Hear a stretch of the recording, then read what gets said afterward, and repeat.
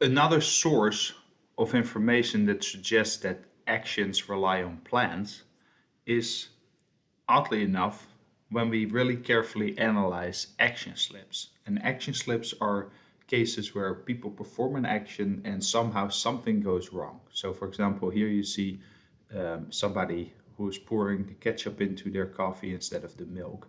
That would be an action slip. So, even if you look at that error already, this is not a completely random error in the sense that obviously there was a plan to add something to the milk, except it was applied to the wrong object. Instead of grabbing the can with milk, this person grabbed a bottle of tomato ketchup, but the act of pouring in and of itself was not actually incorrect. So action slips can provide us insights like that, and they certainly seem to suggest that the mistakes we make are not random, and they're not random because planning of these actions actually relies on plans. Now, the first person to really make a big deal out of this was a psychologist by the name of Donald Norman. He still is. And he, for example, started talking about things like people throwing their dirty socks into the toilet instead of the hamper, or pushing the on button on a radio to turn on the lights upon walking into the house, or putting milk into a cabinet instead of the refrigerator. Um, these actions, again, they're erroneous, but they're not completely random slips. It's not like somebody took the milk container, instead of picking it up and putting it in the refrigerator, this person threw it on the floor angrily and walked away and then realized they had done something wrong.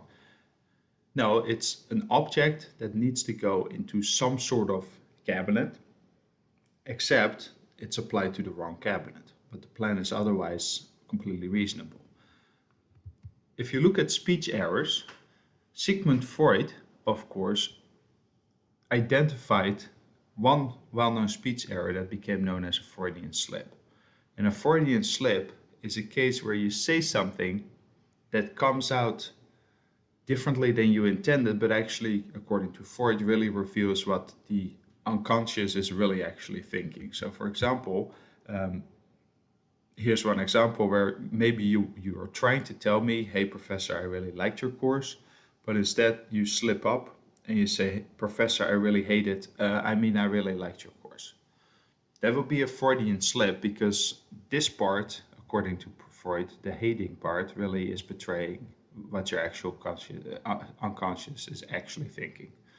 This is also a semantic error where um, what is being replaced is not entirely random.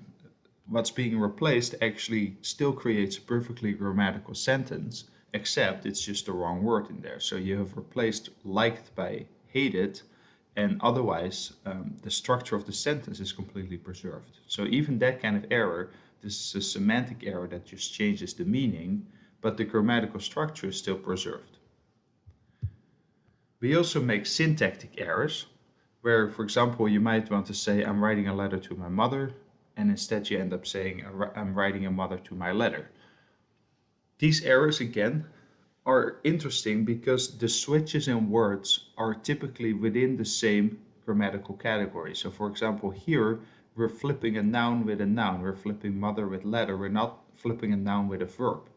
So when people make these speech errors, they don't end up saying things like, I'm letter writing to my mother. They flip the verbs with verbs, they tend to flip nouns with nouns. So those are syntactic errors. Sometimes we also make phonological errors where we may want to say snow flurries and instead we end up saying flow snurries. So it's again just a part of a word, and we'll talk about this when we talk about language. A phoneme gets substituted, so we flip the first phoneme of each word and just add it to the wrong part of the other word. That's a phonological error, again, not entirely random. It's not like it's a gibberish with a complete mix of all of the letters. It's just one part of each word that just happens to be substituted in the incorrect way. When we look at typing, and this has been studied on keyboards a lot, but of course the same sort of thing can happen on your cell phone. When you look at the kinds of typing errors people make, they're actually very systematic. They're not random at all. If you want to type the word mistake on a keyboard, People may actually horizontally overshoot or undershoot so that they hit the A instead of the S, which makes sense because the A is right next to the S, horizontally speaking. They may hit the X instead of the S because the X is right below the S. They may, if they type with two fingers, actually just hit the wrong finger, or sorry, the right finger, but on the wrong hand.